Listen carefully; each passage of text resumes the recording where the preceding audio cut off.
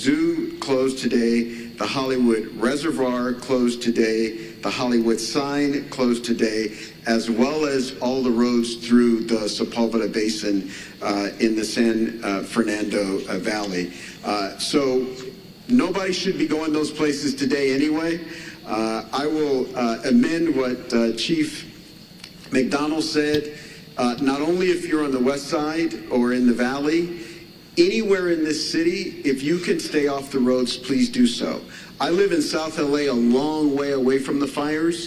Visibility is less than 1 block because of the smoke. So if there is not a good reason for you to be on the roads, we ask that you leave the roads open as possibly as you can to the public safety professionals that have to do their work and will lead us out of the crisis that we face here in the city of Los Angeles and the county of Los Angeles today. Also, lastly, just grateful for the work of the president late last night, who happens to be in Southern California. The governor was with us in the Pacific Palisades last night and has helped out. And a range of municipalities around the county and outside the county have come in to help where they can, and we're extremely, extremely grateful for their help in this time of crisis for our city and our county. And with that, I will ask the Director of the Office of Emergency Management for Los Angeles County, Kevin McGowan, to come to the mic. Thank you for the introduction. I'm Kevin McGowan. I'm the Director with the LA County's Office of Emergency Management. As my partners up here have said before, we're facing a historic natural disaster, and I think that can't be stated strong enough. This is not a normal red flag. We've been in partnership with the National Weather Service for days prior to the arrival of this severe windstorm. There's been amazing communication by the National Weather Service, and they should be acknowledged for all of the communication that was put out days in advance.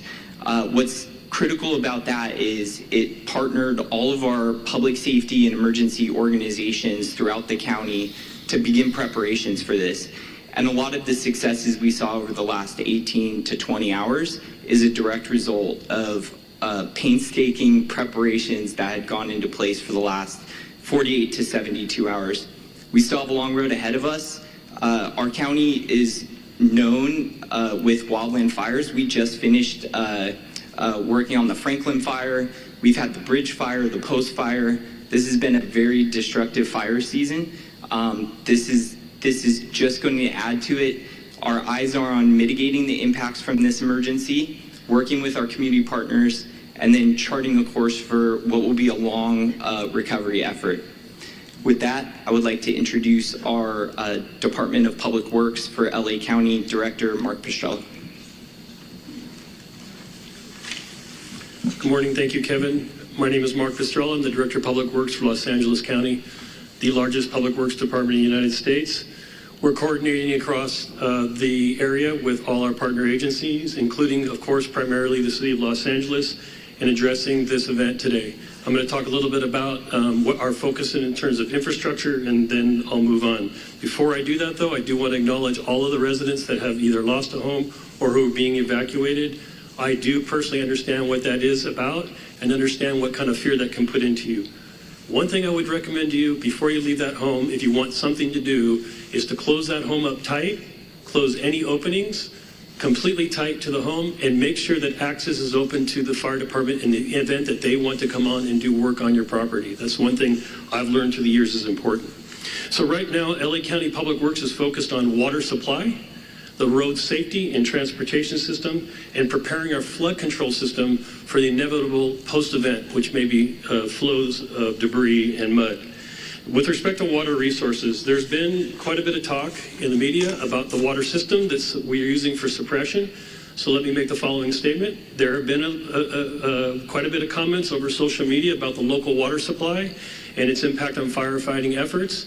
There is collaboration across this region. Over 200 water retailers serve the region. LA County serves the area that in the Eaton fire area. LA City serves the area of the Palisades area.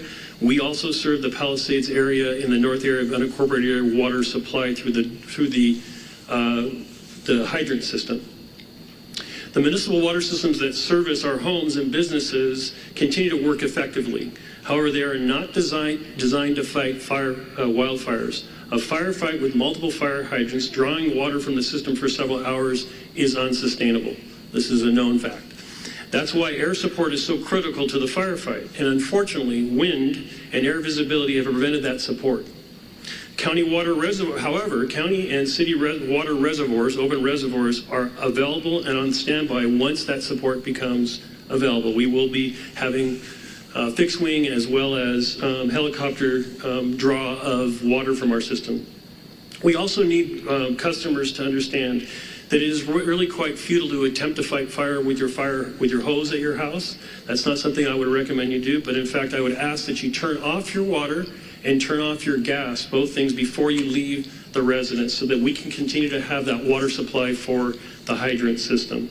The transportation system is operating with many, many closures. Those closures are meant for evacuation as well as fire suppression efforts. So we're asking residents not to abandon vehicles in streets, to not park vehicles in streets, but to leave those vehicles on your property. And we ask that you drive very carefully because we also have the other event of wind right now. And we have numerous signals out across the area. So we need people to drive very consciously in the street system. And then the third piece in the road system and in our homes is the wind is causing massive tree fall. We have numerous, over hundreds and hundreds of trees that have fallen in the area already. We expect more of that to occur. This is a safety hazard for you and your children. So we're asking that you avoid walking outside, avoid being under trees, avoid parking cars under trees, all the things that you can imagine that a tree can do. A tree can be just as devastating to a home and to your personal self as a fire. So please be aware that the wind event is going to continue and the infrastructure is in place to do with that. We are currently preparing to remove that. We are removing trees as they fall where it's safe to do so. There will be a mass debris removal system put together that the county is coordinating. But we would be removing and working with the cities to remove the mass debris that's going to occur not only from the structures that have been damaged, but all of these trees that are down. So please, one of the things is make way for our utility workers who are in support of the very brave firemen and sheriff and police force that are out doing their job. We are in full support of them. So lastly, on the flood control system, this is just a quick note that yes, in fact, we will have a lot of debris. The flood control system has been impacted. That covers the entire region by the fire. In fact, many of our facilities have been burned. One in Eaton area, Eaton Yard, where there is a debris dam there, and its facilities are currently threatened. We're looking at that and want to raise up those systems. As we enter into post-fire, our department will be available to do a review of your individual properties to make sure that you're safe from debris flow as another event that may occur in LA County. With that, I'm happy to turn over the microphone to my partner from the Department of Water Power, the General Manager, Janice Quinones. Thank you, Mark. I am Janice Quinones, CEO and Chief Engineer for LADWP. I want to start by thanking everybody on this response. I've been in emergency management my whole career, and the collaboration I've seen in this response has been incredible, especially our first responders, our crews. I want to thank our crews that have been working on high winds trying to restore power as fast as possible. And also county, city council, mayor's office. The mayor has been in contact with me all the time. And also other utilities in California have been proactively reaching out to us to help us with the restoration. So we're in the process of contacting them to ask for more support. I want to continue the thought process that Mark had about water supply in Palisades. We had a tremendous demand on our system in the Palisades. We pushed the system to the extreme. 4 times the normal demand was seen for 15 hours straight, which lowered our water pressure. We were pushing 75 CFS on our trunk line to try to keep water pressures in the system. If there's a message you take away from me today, is I need our customers to really conserve water, not just in the Palisade area, but the whole system, because the fire department needs the water to fight the fires, and we're fighting a wildfire with urban water systems, and that is really challenging. What happened in Palisades? We have 3 large water tanks, about 1 million gallons each. We ran out of water in the first tank at about 4:45 p.m. yesterday. We ran out of water on the second tank about 8:30 p.m. and the third tank about 3 a.m. this morning. Those tanks help with the pressure on the fire hydrants and the hills of Palisades. And because we were pushing so much water in our trunk line, and so much water was being used before it can get to the tanks, we were not able to fill the tanks fast enough. So the consumption of water was faster than we can provide water in our trunk line. So I want to make sure that you understand there's water on the trunk line. It just cannot get up the hill because we cannot fill the tanks fast enough. And we cannot lower the amount of water that we provide to the fire department in order to supply the tanks because we're balancing firefighting with water. So we have our operations people on the water side at the command post with the fire department, helping them with tactics to ensure that we can provide as much water as we can find to our first responders. What are we doing now? We're sending about 20 water tanks for our construction crews full of water to support the fire department. We identify other areas in our system where our tankers can refill. It takes about 30 minutes to refill about 4,000 gallons of water, and we're constantly moving that water to the fire department to get them as much water as we can. I would also ask for the people on zip code 90272, because we're pushing the water system so hard, our water quality is decreasing. So we're gonna be issuing a boil water notice this morning, and that will extend for about 48 hours. The water quality is low. We have a lot of ash in the system. And so please, if you're gonna be drinking water, you need to boil the water. Those boiled waters will continue to increase as the system starts restoring. We're also managing a power outage restoration. Our water emergency has been the #1 primary issue, but the power issues are continue to increase. The winds picked up at around 11 p.m. last night, and that's when we saw the majority of our outages coming in.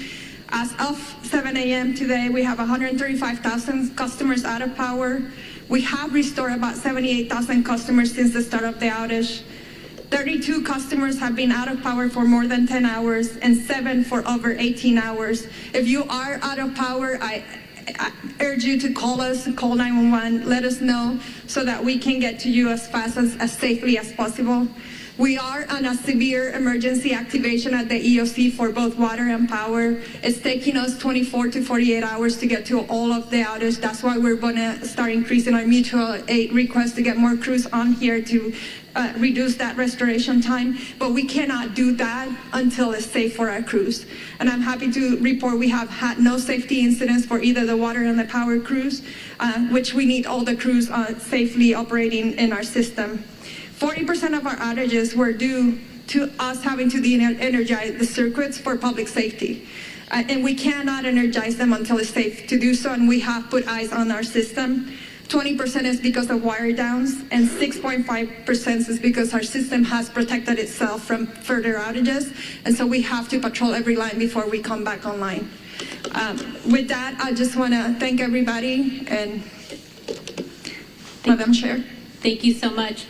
We want to transition. We're 5 minutes over. We do want to give a little bit of time for question and answer with the press. I'm going to call on you. Please identify yourself, your name, and which media outlet you're with. I see a hand up here. We'll go with you first. Because this press conference called One Voice is bringing together some of our city leaders, our county leaders here together for this incredible tragedy, this crisis that we're experiencing right now. And a lot of our viewers are asking, how can other Angelenos help? Because people want to volunteer, people want to help. What's the best way that other folks out there that want to help, what can they do?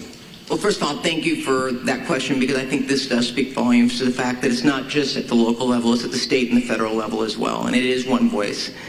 We're seeing these fires taking place countywide, which is stretching our resources. But to the public, I mentioned All Saints in Pasadena that's opened up its church to people that are evacuating, people that are not only part of their parish, but also people that are seeking refuge. I would encourage, and we will work with our Office of Emergency Management, to put together a list of what you can do to help. I know at Pasadena Convention Center, they're looking for resources, food, and blankets. Red Cross is putting that together, but we can always use more. So this is the time for us all to come together. I mean, we're trying to wrap our heads around just getting this fire under control, but make no mistake, we will put something together so that people can offer their support. You are seeing the goodness, and I know Supervisor Horvath mentioned it. With all these horrific stories you hear, you also hear stories of people that are doing amazing things to help their neighbors and their community. Thank you for that. Now go ahead in the green shirt.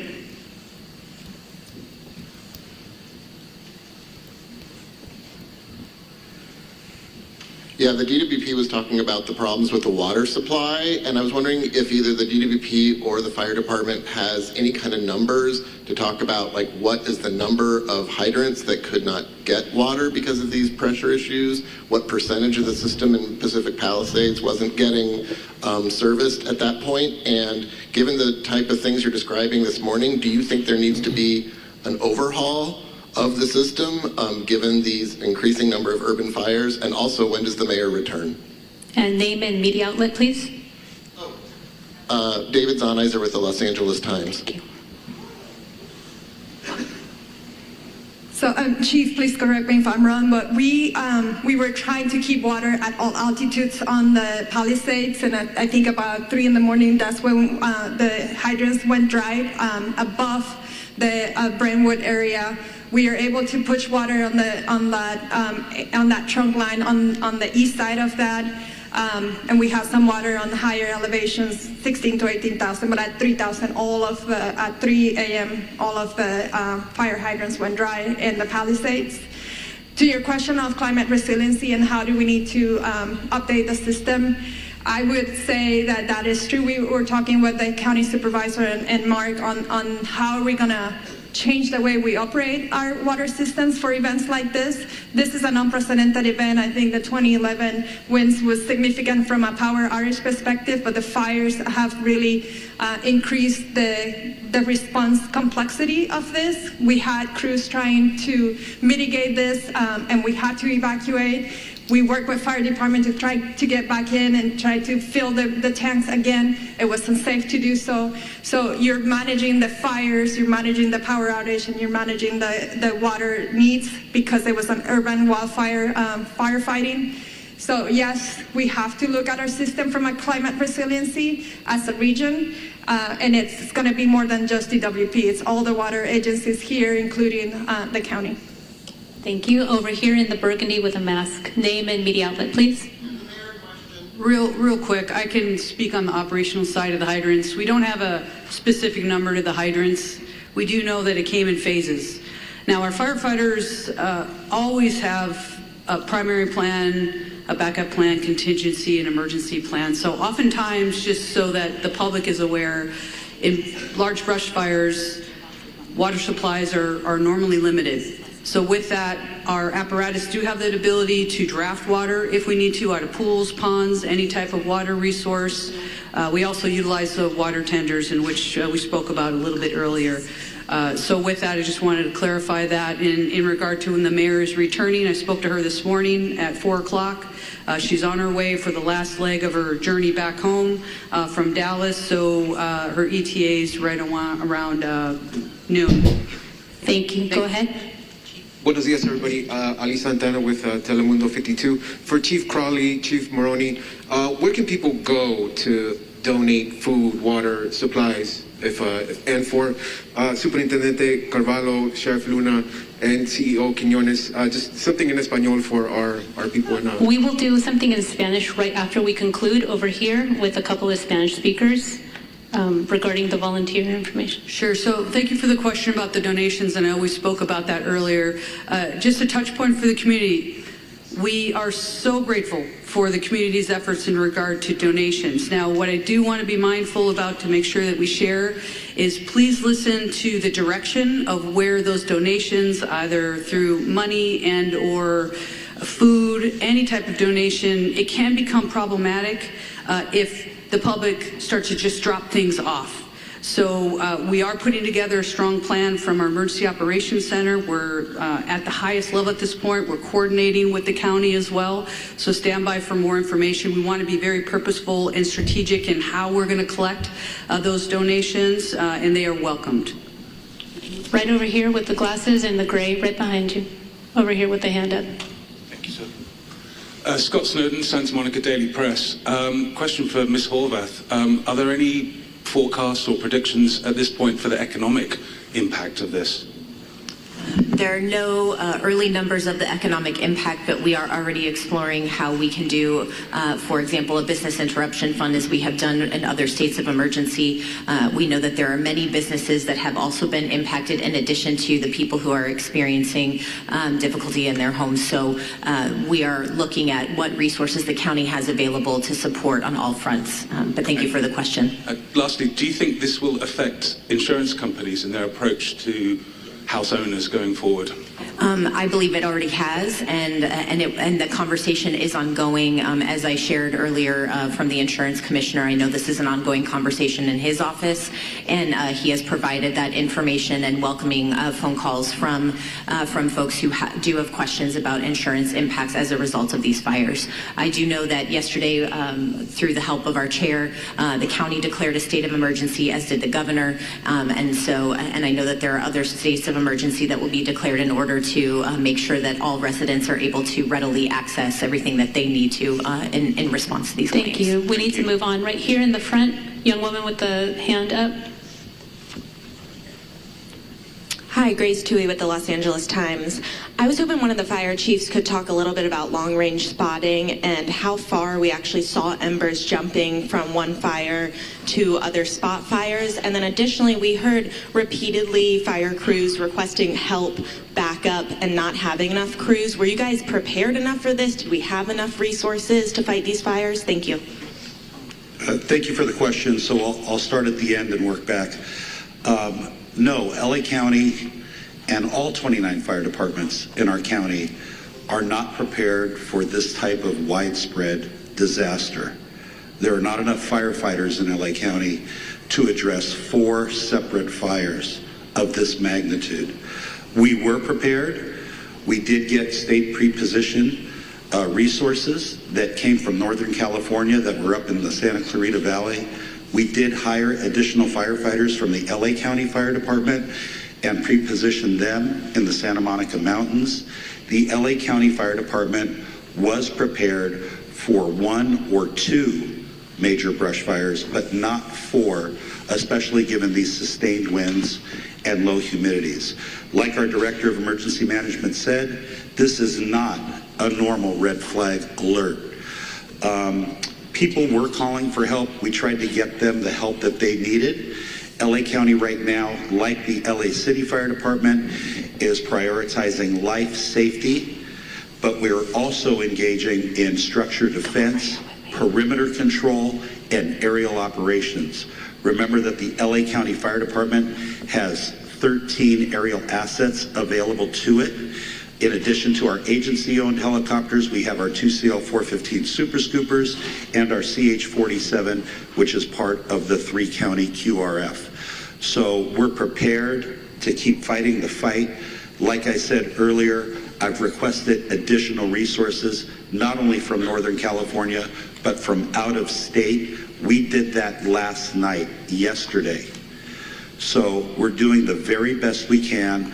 But no, we don't have enough fire personnel in LA County between all of the departments to handle this. Thank you. Thank you. And we have a couple of just quick questions. I just want to also acknowledge that that came down from Sacramento State Senator Ben Allen and Sasha Perez, as well as our Santa Monica Mayor Nagarete, who's also present here. And I know that Congressman George Whiteside is flying in from Washington, D.C. He represents the Sylmar Santa Clarita area. And so we appreciate you all being here.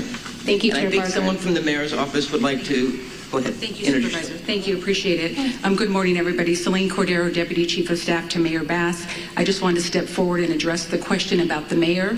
The mayor will be on the ground shortly, very shortly this morning, and engaged. But I want to assure the community and the city, our mayor has been actively engaged 100% of the time, the entire last 24 hours. Throughout this unfortunate event and crisis. The mayor has been in constant communication with our chief of police, our fire chief, our council president, our law enforcement partners, our Supervisor Barger, thank you, and our county partners. So I just want to stress She has had 100% access the entire time that she's been traveling and been actively involved in the decision making. So thank you very much to all up here, and the mayor looks forward to meeting you very shortly this morning. Thank you for that. Over here in the green shirt. Good morning. Stephen Coleman, KABC. You mentioned 4 fires. I'm aware of 3. Could you describe and characterize the 4th fire? County fire?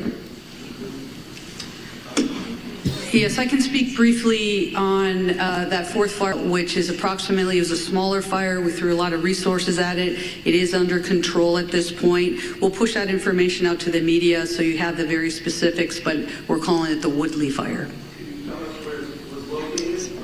Yeah, it was in the Sepulveda Basin. Yes, sir. Thank you. Last question, and we'll have one-on-ones. Hi, Samantha Norris, San Fernando Valley Sun. I know the Hearst fire is one of the smaller fires here, but can somebody speak more to what resources are being deployed to that fire? And for people in the Sylmar area, what are the evacuation zone areas, any closures, and where those people can go in the area? Hi, good morning. Councilwoman Monica Rodriguez from the 7th District. Last night we evacuated 71 horses from the Stetson Ranch area. The fire came up quickly, and so thankfully they were safely evacuated to the Hanson Dam Equestrian Center. As we indicated, this is a very dynamic situation, and the lack of aerial support is making it that much more challenging for firefighters to be able to fight these fires, whether it's in the Palisades or any other part of the county. And so it's critically important that people heed the evacuation orders. In the Sylmar community, Richie Valens Rec Center in Pacoima is available for the evacuations. Currently, there is 80% vacancies, so there's still capacity for people to evacuate there. Going beyond that, we will continue to open up additional facilities as is needed. I want to ensure the public that the things that you can do, and I know the question was asked earlier, if you're not in the immediate fire area, there are things that you can do to be of assistance, and it goes to looking at hardening your home from any potential threat of embers. These embers fly. They can go for a couple miles. So we want to ensure that they do everything to create the defensible space in their homes if they're in the adjacent areas. Again, staying off the roads to the greatest degree possible.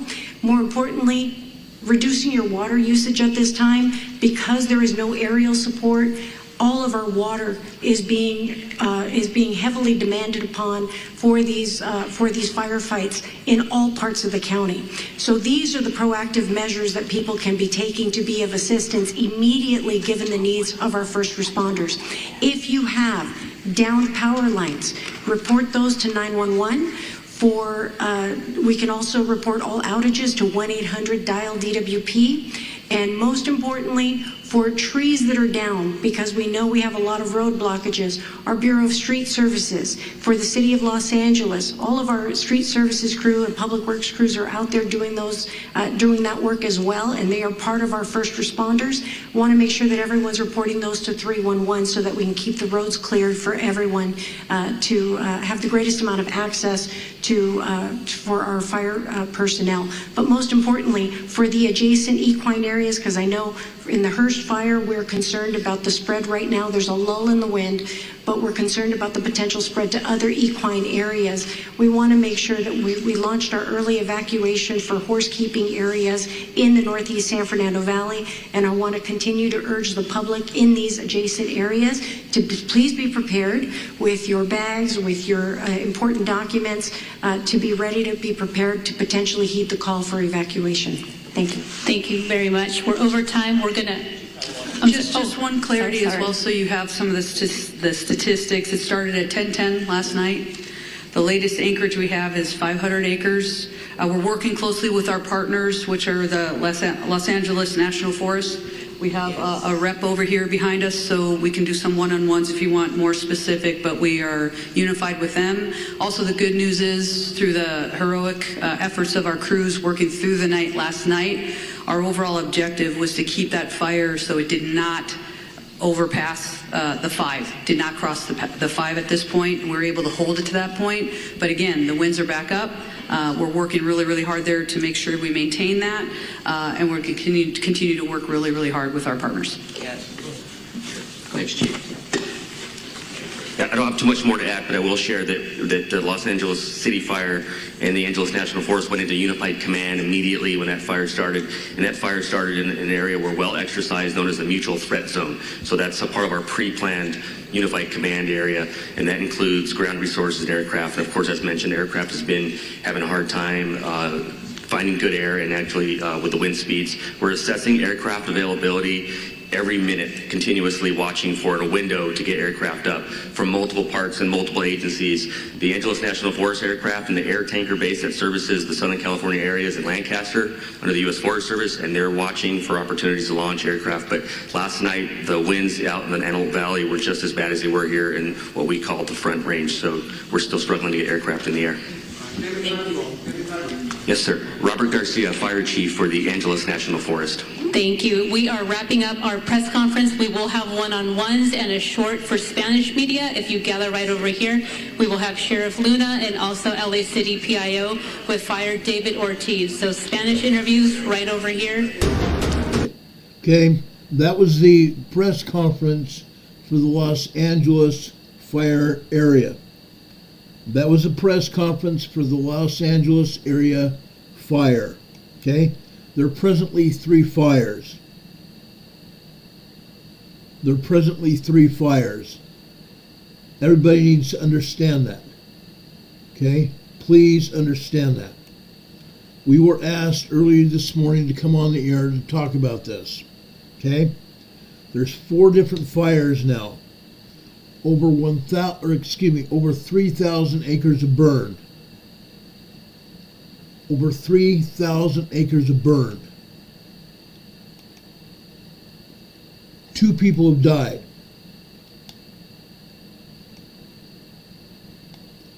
Water to the fire was cut off because of low water pressure, because 2 huge water reservoirs had been depleted because of the fire.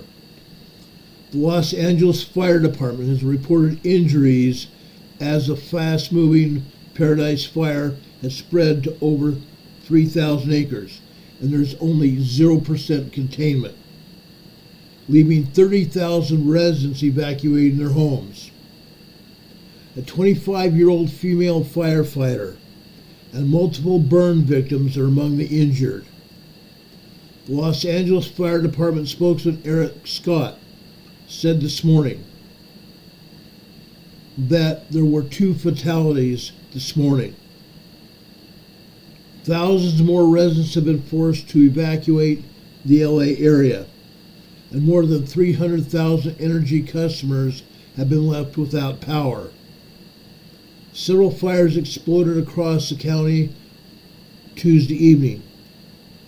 The Eaton Fire, E-A-T-O-N fire, has spread over 1,000 acres through Altadena, Pasadena, Arcadia, Sierra Madre, and the Hearst Fire in Sylmar is contained, well, it's not contained, it's under control at 500 acres. This fire in the Palisades area was at 300 acres last night when we went off the air. It's now gone over 3,000. The Los Angeles Fire Department is bracing for bruising Santa Ana winds up to 60 miles per hour through at least tomorrow, leaving those on the ground fearing that it will fan the flames and increase the spread of the fire.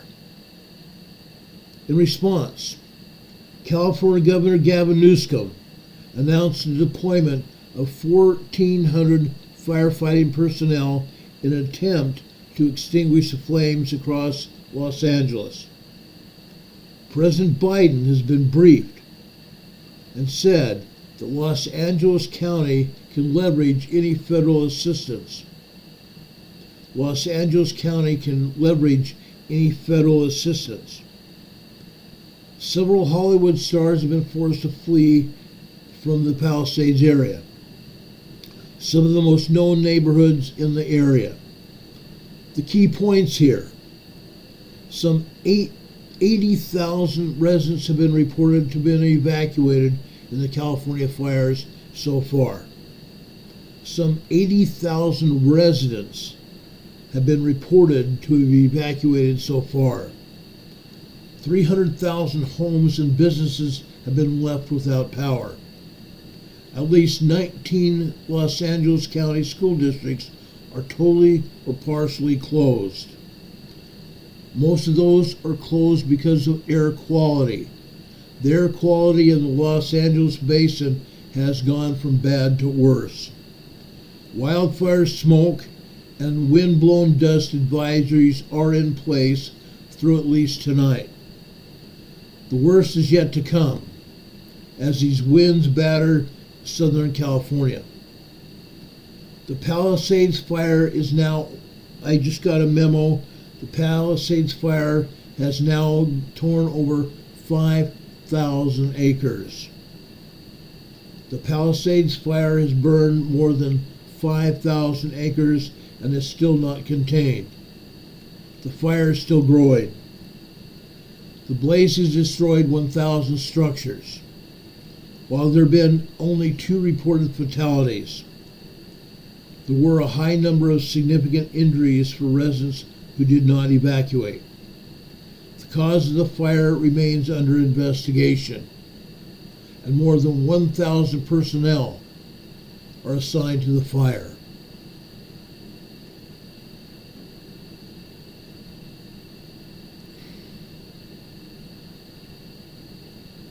Now I understand that the that the vice president has a house in this area. That area is put under evacuation order. No one was at the home. No one was at the home. She and the second gentleman are praying for the safety of fellow Californians, the historic first responders, and the Secret Service personnel assigned to this area. Douglas Emhoff sent us a statement. He's the second gentleman. My heart is hurting for our community as the devastating wildfires rage over Southern California. Thank you to the firefighters and the first responders working tirelessly to protect Californians. Please continue to listen to local officials and follow evacuation orders. A new fire is burning in the San Fernando Valley. The new fire is burning in the San Fernando Basin in the open space. The Woodley fire that they briefly talked about today started burning and was already at 75 acres when firefighters arrived. We show you dramatic images of the impact of the California wildfires. This cannot be understated. This cannot be understated. I've repeated that. What we've seen in the past 24 hours is absolute and complete destruction.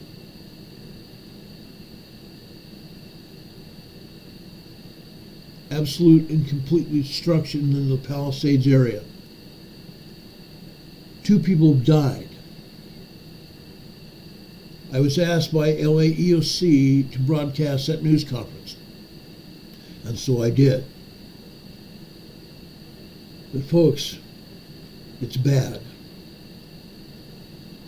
It's bad. I cannot even fathom what has been going on. Thousands, hundreds of thousands of residents are reported to have been evacuated. 30,000 of those were in the Pacific Palisades community. want to state again, Los Angeles fire hydrants have no water. Los Angeles fire hydrants have no water. The firefighters are there in the neighborhoods, and there's very little, if anything, that they can do. We've got neighborhoods burning, homes burning, businesses burning. And yes, it should never have happened. It should never have happened. Los Angeles County resources are being tested. Lisa Durdian, who's a Pasadena Public Information Officer, told the press conference this morning that Los Angeles County is getting a lot more resources today and will overnight, because it's happening throughout the entire county. Resources are being tested.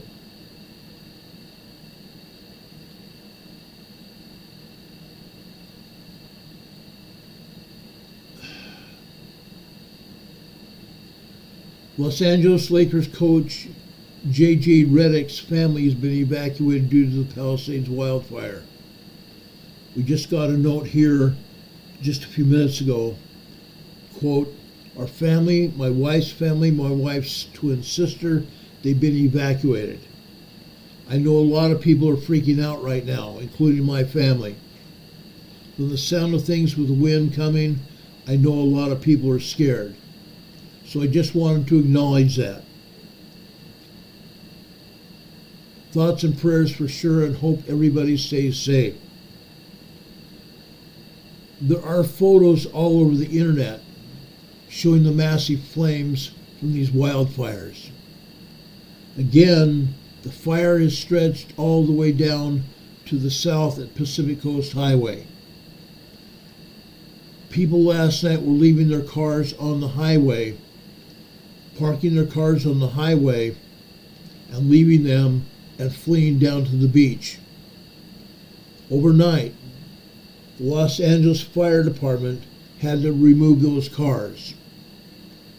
They had a bulldozer on Pacific Coast Highway pushing the cars off to the side of the road, allowing Los Angeles Fire Department and Los Angeles Police and Sheriff's Office to go through Pacific Coast Highway to access the area so they could adequately fight the fire.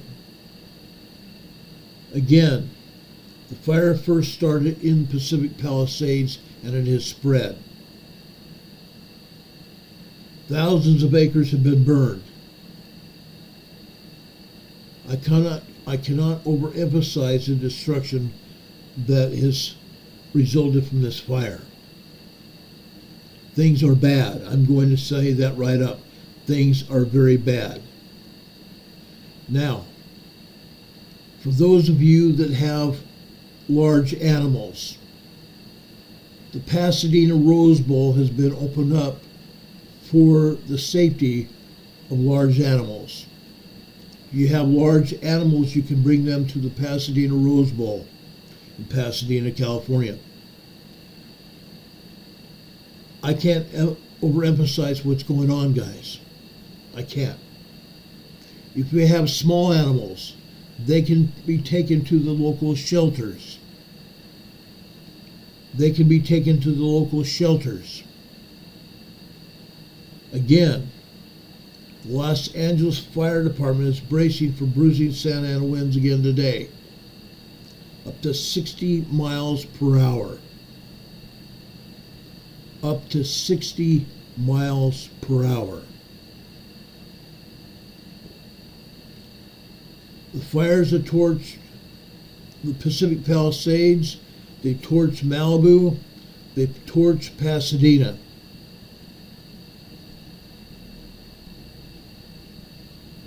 The Hearst fire is burning over in Sylmar, 100 plus acres there.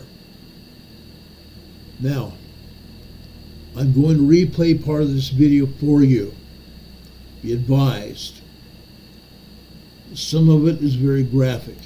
Angeles forest fire engines unseen. There's an LA County fire camp kind of at the top of this mountain. It's probably hard to see, but it's called Camp 9, and it's a big helicopter base for LA County Fire. So I'm sure that they'll protect that, but that's way at the top of your screen right there. Sam, talk to us what it's like driving around in Southern California right now. We know you were in Pacific Palisades earlier, making your way through the valley to get here to Sylmar. What are you seeing on the roads, and what do these fires look like from the freeways? You can see, you can see the Palisades fire from almost any freeway, and then you can see the Palisades fire from the top of the Sepulveda Pass, and then looking the other direction, looking north, you can see this fire in Sylmar, and it's kind of eerie. It's so smoky coming up through the Sepulveda Pass, just total smoke, not many cars on the road, but then once you come to the immediate area, you see everyone evacuating. It's just a sea of headlights going the opposite direction, and then you do have a lot of people, though, who are at these roadblocks, and they're trying to, either go in with horse trailers, or they haven't been home all day, so they're trying to get, someone to their houses to check on their property. I talked to some people who have dogs in their houses they're concerned about, so it's just chaos. I've never seen anything like this, this many fires in one day of this magnitude in Los Angeles. Yeah, and talk to us about that, because you're the photographer that likes this stuff, that sort of goes towards the flames because you're really good at this and you think that it's important to do so. But put this day in historical context. I think when we as journalists see some of these fires, like the Woolsey fire in 2018, we say, wow, that was incredible. There's not going to be anything like that. And then something like this happens today where, I'm born and raised in LA. I've never experienced winds of this magnitude. And to have 3 fires going, this is something I never thought I would see. I saw, part of my high school burn earlier today, friends, parents' houses burning down. And then to come to this, which is a whole other part of, the city, it's incredible. And seeing what Gina has been covering all day and Altadena, it's heartbreaking. And it's something that you never, think you would see as an Angelino and as a journalist. I'm sure you could agree, Alex. You're born and raised here, too. Yes, indeed. And we, fires is a part of living here, just like earthquakes is a part of living here. But this seems to be up a notch that we haven't really experienced, especially to have all this trauma at one time. And the thought that it's not over yet. Sam Dubin working overtime today. We appreciate you for everything that you're doing out in very, very difficult circumstances. We want to show you some video now that was shot in Malibu earlier. And it's our first time looking at this video of somebody driving through PCH. And, this is an iconic stretch. A lot of businesses that people know well on this road. Mastro's is one of them. There's the Real Inn. There's Cholada. These are all places that if you're, go to this area often, you've probably eaten at and love. And what you get a sense of from this driver's perspective is that several of those businesses are either burning or burned. We don't have an exact sense of all of the damage. We probably won't know that until we have daylight again and we get a real sense of what happened here. But this is pretty apocalyptic as you look at this driver with almost no visibility making his or her way down Pacific Coast Highway. And a lot of these, picturesque places that are celebrated around the world. You think about Malibu is something that people talk about all over the world. I remember when I traveled to China, people were talking about Malibu. This now looks like this. And when we were with Chelsea Edwards, she showed that several of these businesses are no longer there. Ed Laskos, we want to go to him now from a little bit earlier from the Pacific Palisades. Take a look from his perspective. City of Long Beach, they moved in the first fire engines we've seen on this entire area, this entire block of Antioch and Haverford. They've been busy getting a couple of hose lines on these two homes up here on the east side of Antioch and Radford as the winds have been blowing the embers. The west side, look at that on the other side of the fire truck, they're all gone. Those homes, nothing but a smoldering chimney on the other side, and it's been the embers being pushed by these winds that have been blowing over here, lighting these homes on fire. And in the back, they were trying to shut down a fire that's over here. This home, remember last time we saw you about 20 minutes ago, it was just smoldering on the rooftop area. Now look, the fire has moved into the second floor, first floor. This home is burning, and the home right next to it also. That one we're looking at, they've been doing structure protection on the one to the left, but I was going to say the one on the right is, we lost that one, unfortunately, about 40 minutes ago. The embers came by and just lit it right up very fast, and the fire engines here, watch out, we're going to get some water through here. They've got blasting the hoses, trying to put out some of these hot spots, but this home, unfortunately, they got here just as this one was smoldering. We thought maybe, by chance, they might be able to save it. Unfortunately not, but they're trying to damp it down. But at least finally, after we've been here for several hours and watched these embers blowing and everything else, a torrent of water comes as they're trying to hit these hot spots here. Finally, we see an engine coming in, and as we've been talking about it, Marla and Alex, not from LA City, LA County, City of Long Beach coming in with their engine to try to help out, trying to shut down this area. And this has really been like one of the hot spots of many, if you will, no pun intended, as this fire roared across, jumped across Sunset, and moved down here to the east of Temescal, losing these homes. Another burning. Mike, you'll give you a look on the other side. It really started over here on the west side. These are the first homes that went.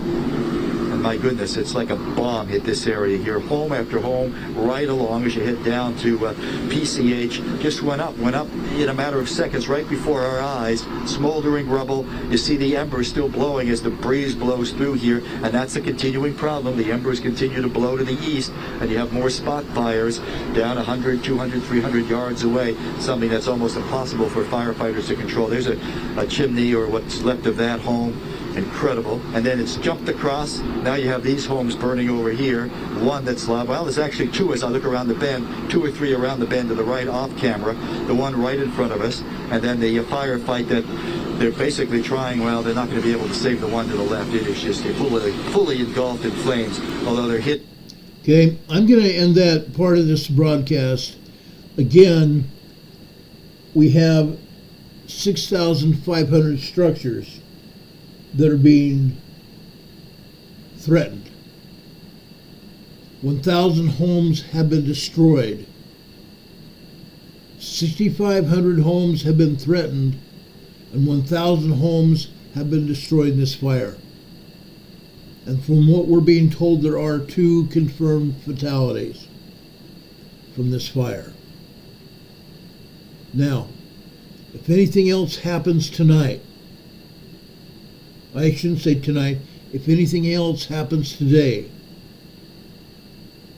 we will be back on the air today to talk about it.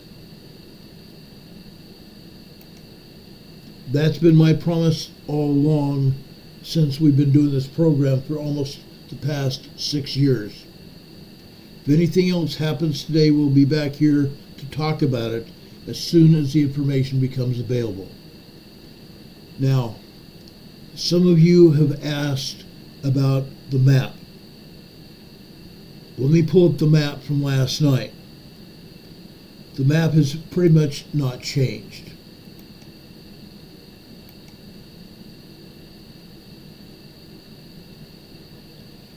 Give me just a second here.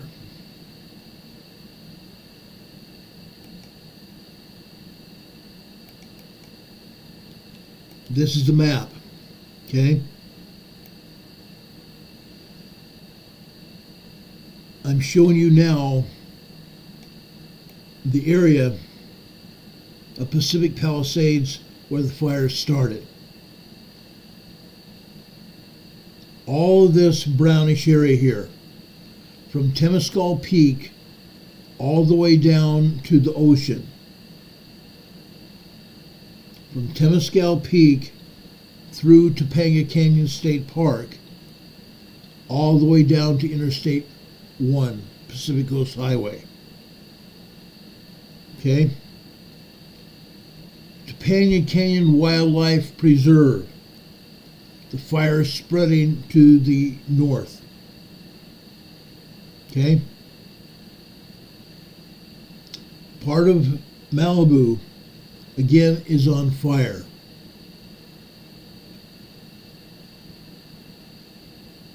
Okay? Kimpo Sibley saying, "This is so devastating. My family lives in Pacific Palisades and Topanga Canyon. Luckily, they got out alive. This is so terrible." Kim, it really is terrible. I can't emphasize that enough. I just can't. Some people lost their lives. Two LA firefighters have been injured, and numerous others have also been injured. It's bad. It's bad. Like I said, we will keep a handle on it. We'll keep an eye on exactly what's going on. And if the LA Emergency Operations Center asks us to go on the air, we will go on the air again, giving you the latest information. Please, folks, share this program far and wide. It needs to go out. Everyone needs this information. I'm going to tell you right now, please share this program far and wide. Does anybody have any questions before we leave today? We'll be back here this evening to give you an update on this fire and any other information we have.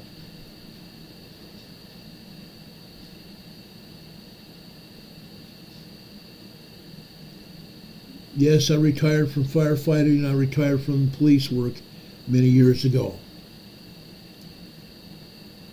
It's bad. I'm not gonna lie to you. It's bad.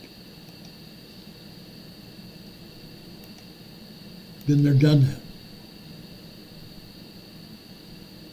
Been there, done that. I love the work. I love helping people. But I'm not going to lie to you, it's hard. It's very, very hard. It's hard on families, it's hard on the individuals. Very, very hard. Guys, I'm going to leave you now with these words. Love yourselves. Love yourselves, take care of yourselves, and take care of others.